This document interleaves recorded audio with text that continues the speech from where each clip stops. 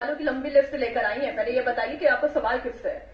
देखिए, मेरा सवाल एक्चुअली दोनों ही दलों की सरकारों से है कि सरकार कोई भी हो, लेकिन बहुत सारी चीजें जैसे एजुकेशन में हम लोग, जो अभी एक मुद्दा चल रहा था कि हिजाब और मंगलसूत्र का, ये हम प्रैक्टिकली देखते हैं कि एग्जामिनेशन के दौरान जो हिंदू लड़कियां हैं या अदर देन मुस्लिम खुलकर बोलिए। के लिए हमें यूनिवर्सिटी की तरफ से फ्रिस्किंग के आदेश होते हैं कि सिर खुला होना चाहिए।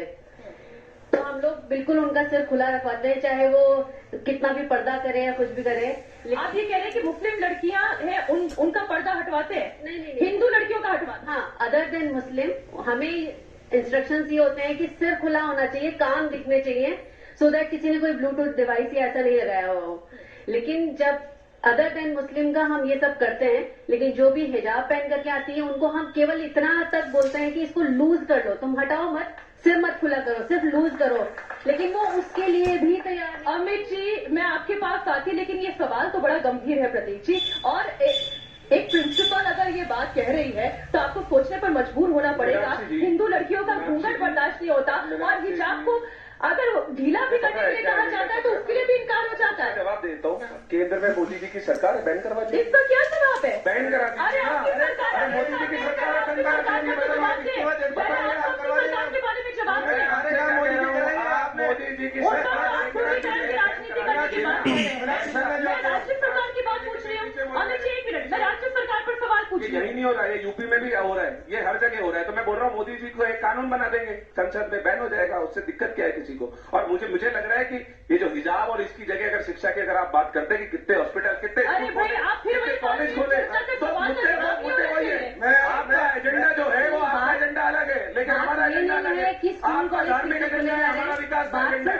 हम आपके धार्मिक एजेंडे में नहीं रहेंगे। उस फ्रिस्किंग के दायरे में हर बच्चा आता है, तो इसलिए उसमें चाहे हिंदू हो या मुस्लिम, इररिस्पेक्टिव ऑफ एनी रिलीजन, ये बात होनी चाहिए, लागू होनी चाहिए समान रूप से सभी पर। हमारे लिए वो सभी बच्चे एक ही। मैं आपसे पूछ लेता हूँ, तो क्या मोदी सरकार को, मैं आपसे पूछ लेता हूँ, तो क्या मोदी सरकार को कानून नहीं बना देना चाहिए? मोदी सरकार को कानून बनाना चाहिए। वो तो ये कह रहे हैं कि मोदी सरकार कानून बनाए। चलिए, और मोदी सरकार कानून बनाएंगे तो ध्रुवीकरण की राजनीति का आरोप नहीं बना देंगे। मैं आपको बता दूं, यही बात है कि पहले फिर आपने आरोप लगाया इस तरह का स्कूल खोले जाने का ध्यान में नहीं है, तो आप एजेंडा अलग चल रहा है। आप जिस प्रांगण में हम खड़े हैं महिला महाविद्यालय में, वहां की प्रिंसिपल ने बताया कि किस तरह से कांग्रेस सरकार में भेदभाव होता है, इन्होंने स्पष्ट रूप से बताया। मैं इन बच्चों से पूछना चाहता हूं कि ये जो बच्चे यहाँ पर पढ़ रहे हैं अपने भविष्य के लिए, इनके माँ बाप ने बहुत अपनी गाड़ी कमाई कर पैसा इन पर खर्च कर रहे हैं। हो सकता है किसी परिवार की आर्थिक स्थिति ठीक नहीं हो, तो उसने लोन भी लिया होगा, माँ बाप ने कोई जेवर भी गिरवी रखा होगा, और जब ये बच्चे पढ़ के बाहर आते हैं, मैं फिर दोबारा अपनी उसी बात पर आऊंगा, तो पता चलता है पेपर लीक हो गया, और पेपर लीक के अंदर सरकार के लोगों का इन्वॉल्वमेंट साबित हुआ बार बार। तो आप बच्चों के, आप मुझे बताइए, क्या आप संतुष्ट है कांग्रेस सरकार से?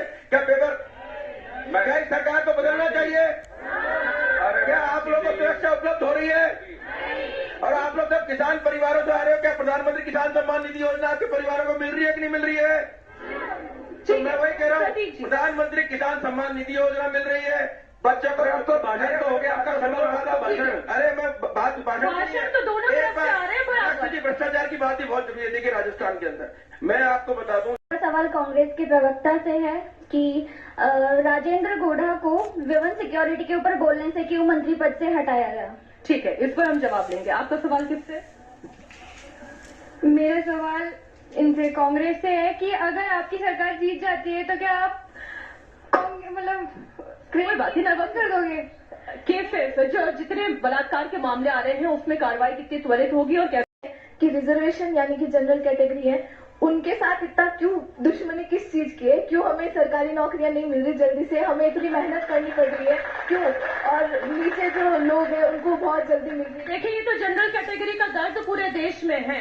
अब 3 सवाल आए हैं, 2 विमेन सिक्योरिटी को लेकर राजेंद्र गुड़ा का नाम लिया, और उसके बाद फिर बात होगी जनरल कैटेगरी को लेकर। जनरल कैटेगरी को लेकर तो मेरे ख्याल अमित जी को बोलना चाहिए। राजेंद्र गुड़ा जी को बोलने से नहीं रोका गया था।